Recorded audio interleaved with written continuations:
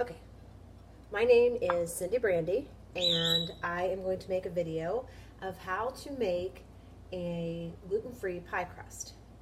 Okay, now we have been eating gluten-free and paleo for probably a little more than 5 years now. We started because my husband had a little bit of a problem with weight gain, and we're hoping that we weren't hoping, we know that it worked. Paleo worked to help him lose a lot of weight. It also helps to get cholesterols and things like that back into the proper place. We're going to start with parchment paper, and we're going to measure it out just to fit on your counter. And what I like to do, an old trick I learned from a friend, was to take some water and place it on the countertop. And by doing that, that will actually hold your parchment paper in place. So that way, when you roll out your pie crust, it doesn't slide.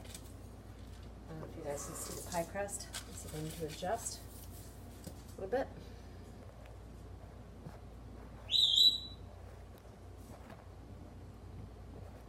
My camera people, I apologize, had to work, so I didn't have them available today, unfortunately. Okay, we're going to take our bowl, and we're going to start with a ½ cup of coconut flour.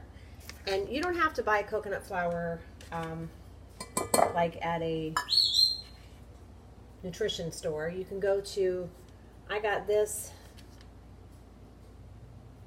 at Marshall's. Okay, you can get things like this at Marshall's for $3.99. This is organic coconut flour. Then I also use tapioca flour or arrowroot flour. You need a ½ cup of that, and I like to use all organic. And you can purchase the tapioca flour at Whole Foods, Food and Thought, anywhere like that. Now this is organic almond flour. Now the only place that you can buy organic almond flour in town is Whole Foods, Food and Thought, and this is their brand. This is Divine Organics. Anywhere else you purchase it, it will not be organic. That's always an issue for me.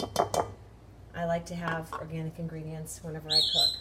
We're going to use a dash of salt. I never measure the salt, so I just kind of sprinkle it in. Okay? And a ½ cup of butter. What I like to do to the butter is cut it up into pieces. Okay? And it should be cold. It should not be warm. I'm going to put that in. And we're going to take a pastry blender, and we're going to kind of mix it together until we get some crumbs.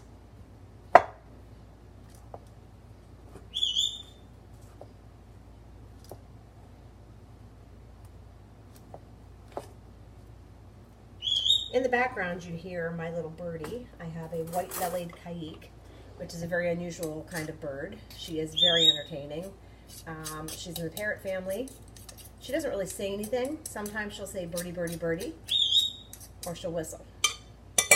She laughs. When I laugh, she imitates my laugh, which is very funny. She's very social. She loves everyone in my family. This type of bird is not a monogamous bird. They like to love everyone, which is unusual for birds.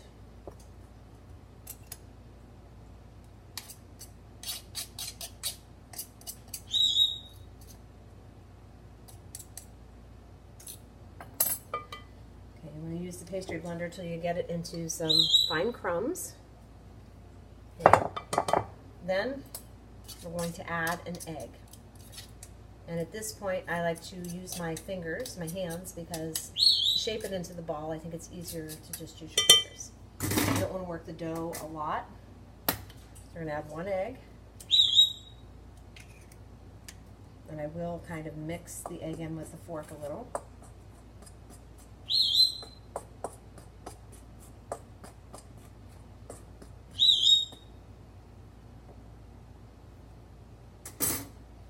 So we got it looking like that.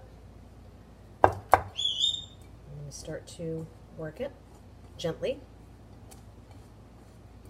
Now a lot of people use rolling pins to roll out their dough, but I found that with this particular dough, it is best to use a wine bottle, chilled. It doesn't have to be wine, just a bottle shaped similar to a rolling pin. And you can put water in it, whatever it takes, and just make sure that it's cold. Okay, I'm just going to form this into a ball. And once I do, we're going to roll it out into the pie pan. What we're going to be making today is a mango tart. And the mango tart, it's very simple, and I figured since fresh mangoes are in season right now, everybody that has a mango tree knows what I'm talking about.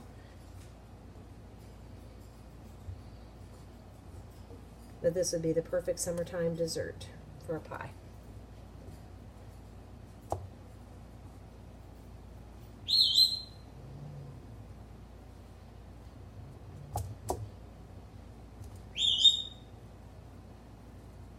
Alrighty, I think we have a ball formed. I like to try to keep the circular shape even when I'm pressing it out on the parchment. Okay, I'm just going to rinse off my hands so that I don't have all of that excess pie crust on there.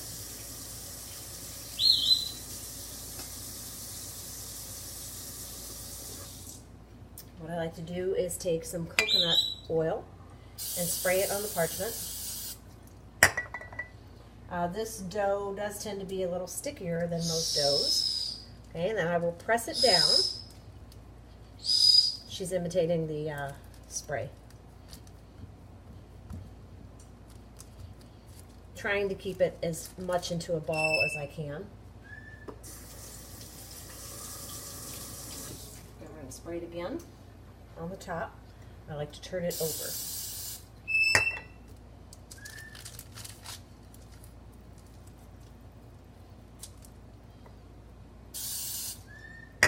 Okay, we'll get another piece of parchment paper. Place it on the top.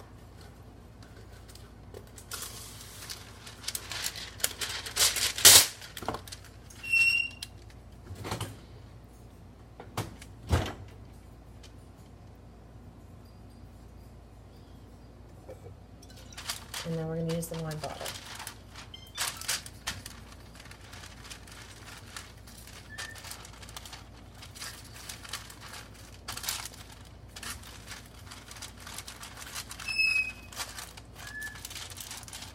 She also does a high-low game where she whistles high and then she whistles low. My husband would play that game with her, and she would whistle high and he would whistle low.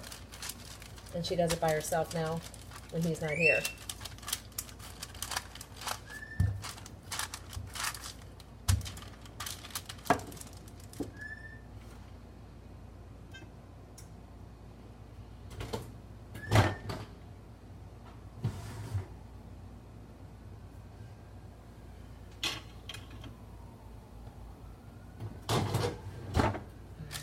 Sorry about that. We're going to roll it out until we get about the size of the pie pan. So we'll measure and see what we need to roll. See if we need to roll out some more. I have made some fabulous chicken pot pies with this recipe. The thing is, they're very filling, but they're just scrumptious.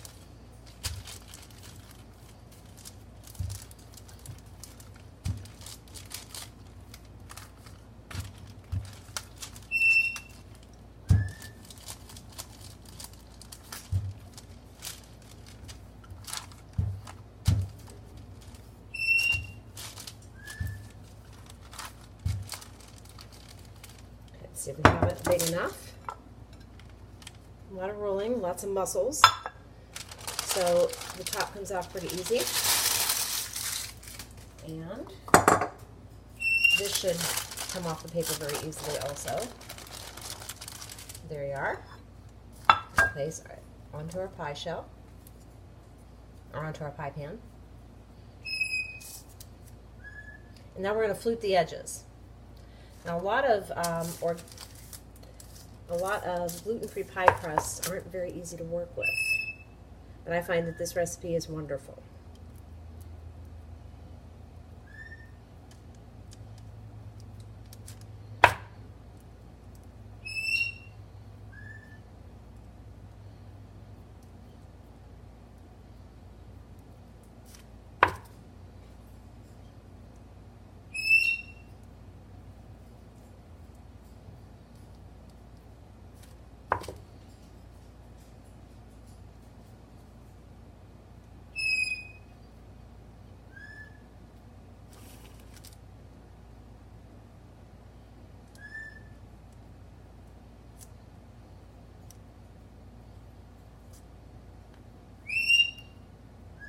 She gets carried away, but that's what she does.